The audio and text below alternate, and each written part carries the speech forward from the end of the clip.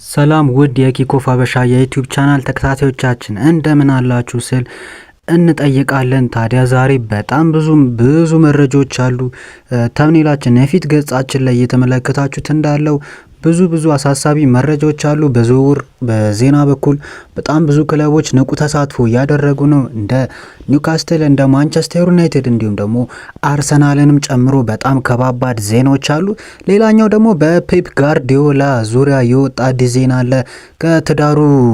ከትዳር አጋሩ ጋር መፋታቱ የሚታወስ ዜና ነው እና እንዲሁም ትላንት በወጣው መረጃ መሰረት ደግሞ ድጋሚ ሊጋቡ ነው፣ ድጋሚ ትዳራቸውን ወደ ህይወት ሊመልሱት ነው ሲሉ የወጡ ዜናዎች አሉ። ይህንን በሰፊው ይዘን የቀረብንላችሁ ሲሆን እናንተም ሰብስክራይብ፣ ላይክ እና ቪዲዮንም ሼር በማድረግ አብራችሁን ቆዩ።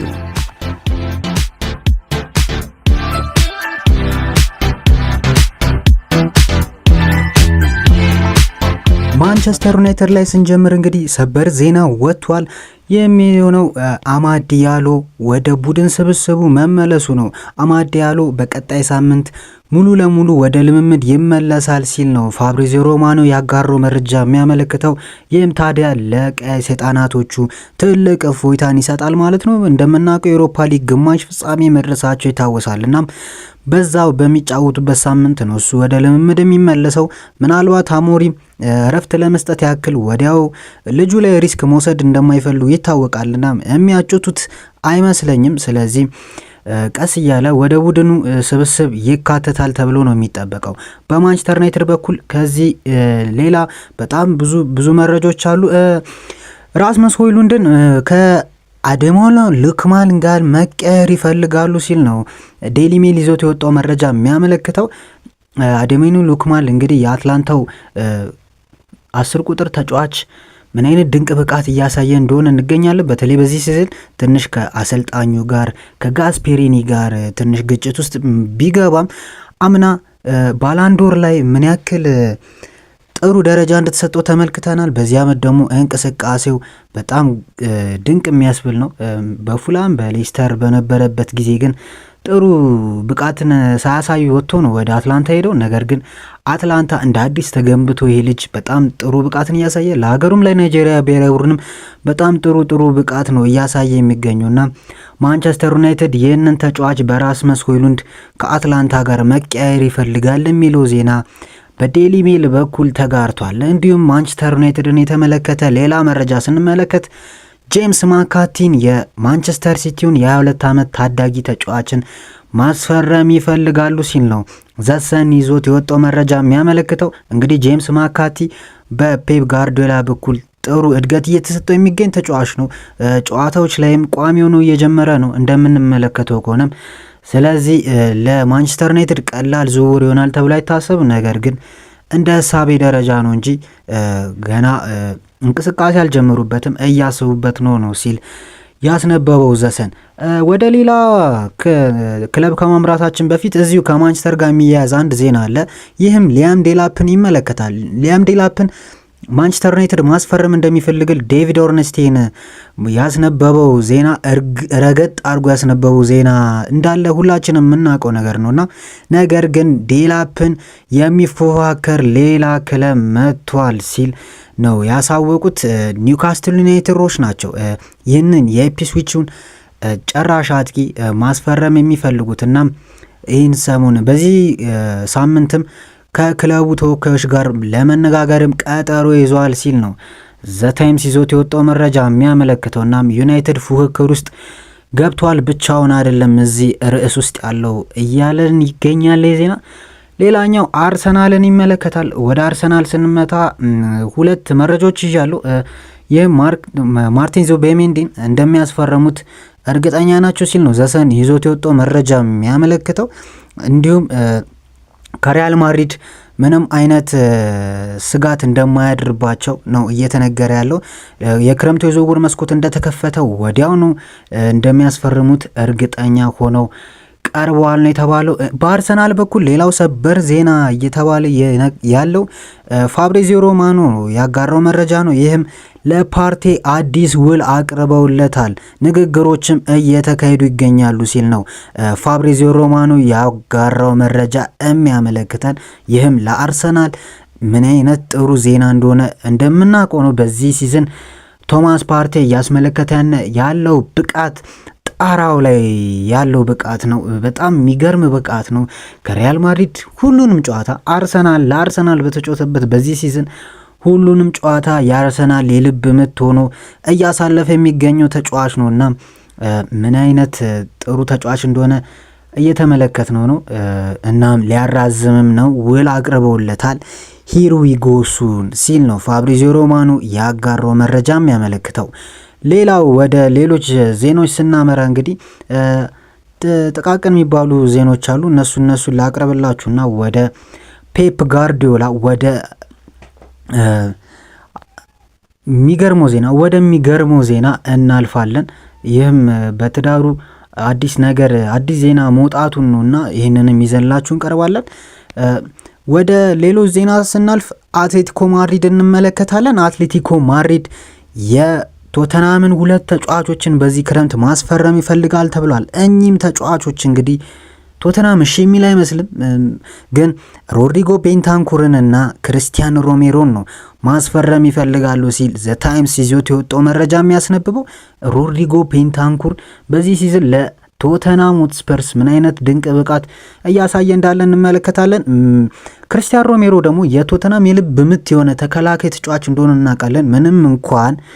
ምንም እንኳን በዚህ ሲዝን በጉዳት እየታመሰ የሚገኝ ተጫዋች ቢሆንም ነገር ግን የክለቡ የልብ ምት የሆነ ኦርኬስትራው የመከላከል ኦርኬስትራ ዋናው መሪ የሆነው ተጫዋች ክርስቲያን ሮሜሮ መሆኑን እናውቃለንና ቶተናምም በቀላሉ ይለቃል ተብሎ አይጠበቅም ይህንን ልጅና አንድ አሳሳቢ ዜና ነው ለቶተናም ሆትስፐር ክለብ ማለት ነው።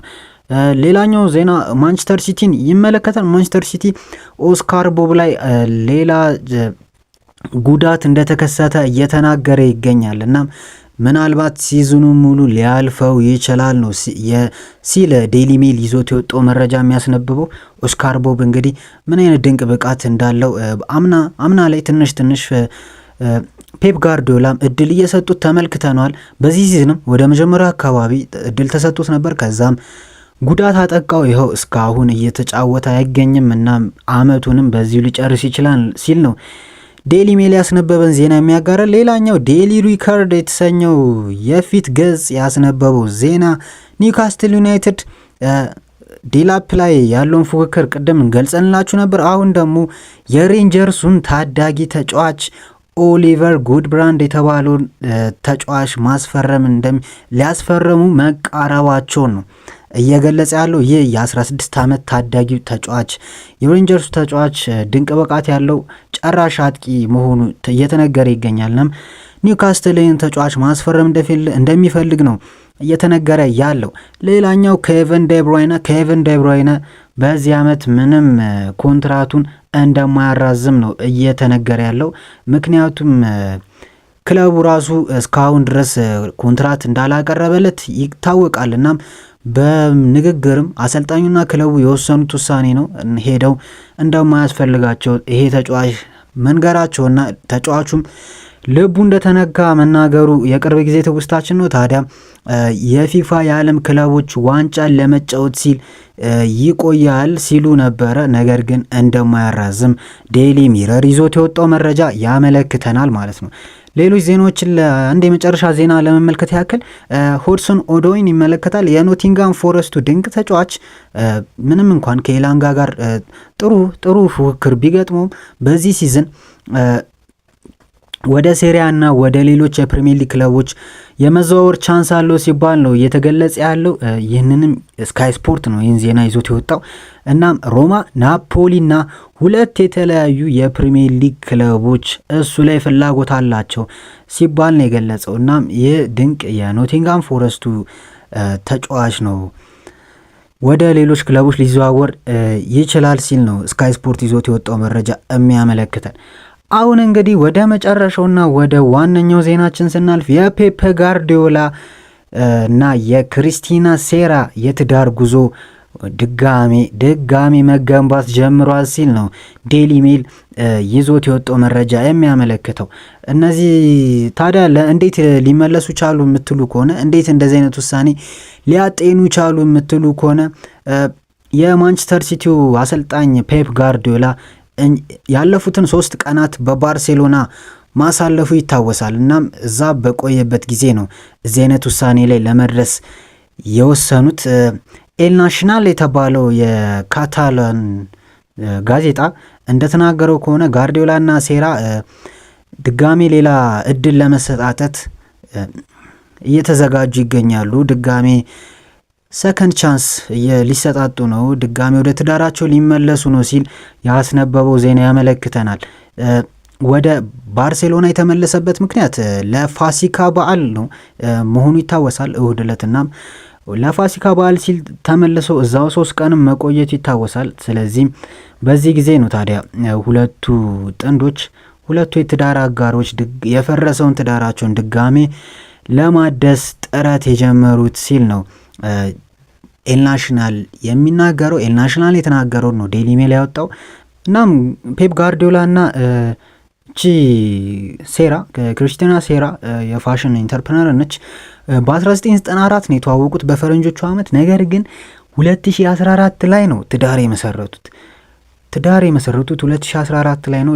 ቢሆንም ግን ከ11 ዓመት በኋላ ፈርሶ ድጋሜ 5 ወር ምናምን ባልሞላ ጊዜ ውስጥ ድጋሜ ሊታደስ እየተነሳሳ ነው ሲል ነው ያገኘነው መረጃ የሚያመለክተው። እናንተስ እስካሁን ከቆያችሁ ቪዲዮ እየተመለከታችሁም ከሆነ መረጃው ላይ አዳዲስ ዜናዎች እርግጠኛ ነኝ የትም ያልሰማችሁትን ዜና እየሰማችሁ ይመስለኛል። እናም እንደዛም ከሆነ በታማኝነት ሰብስክራይብ እንዲሁም ደግሞ ላይክ ታደርጋላችሁ ብዬ አስባለሁ። በትህትና እንጠይቃለን። ሌሎች ቪዲዮዎች እንዲደርሳችሁ የደወል ምልክቷን በመጫን አብረውን ይቆዩ። ፒስ